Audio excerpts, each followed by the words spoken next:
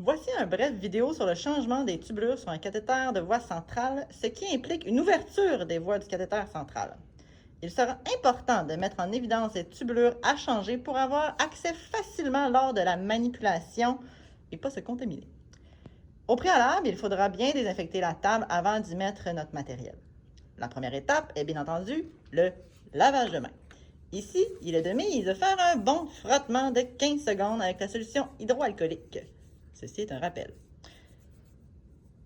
Nous avons mis un masque au patient s'il n'est pas intubé et à l'infirmière, évidemment. Lorsque vous ouvrez une bouteille de chlorhexidine, j'en profite pour vous mentionner l'importance de mettre votre date sur ces fameuses bouteilles.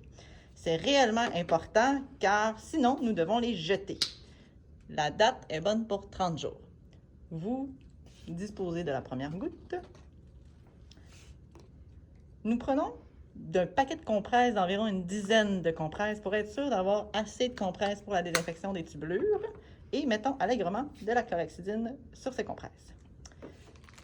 Nous sommes rendus à l'étape de mettre des gants stériles.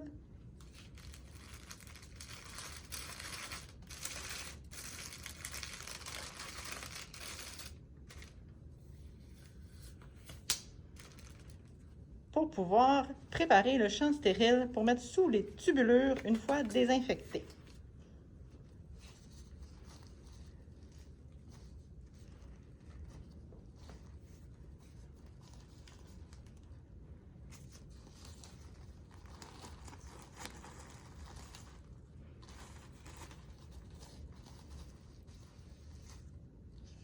Nous allons prendre une compresse à la fois pour désinfecter une tubulure à la fois. La désinfection se fait pendant 15 secondes de façon vigoureuse et étendue pour être sûr que le tout soit bien désinfecté. Et ainsi avoir l'espace voulu pour le champ stérile aussi.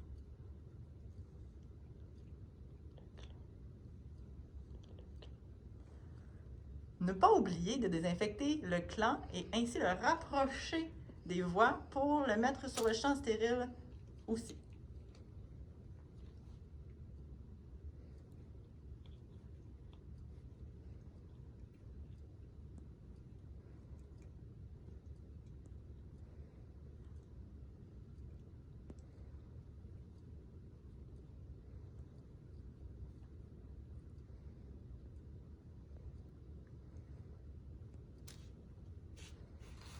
Nous mettons le champ stérile sous les tubulures désinfectées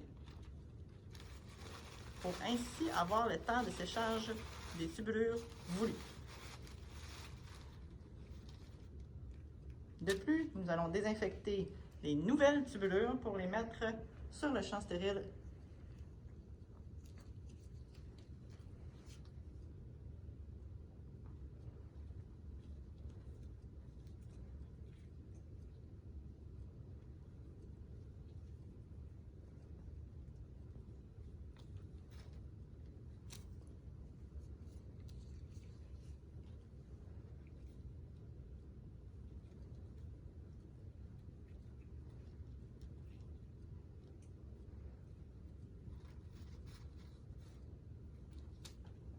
Pendant le temps de séchage, nous allons en profiter pour faire le vide des bouchons.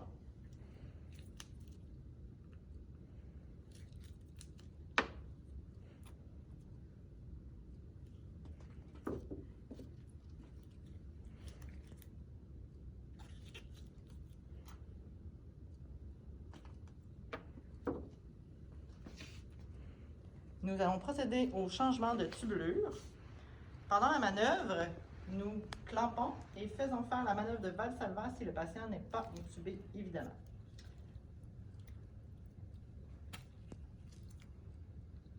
Une fois connecté, nous procédons à la vérification des voies avec un retour veineux et irrigation.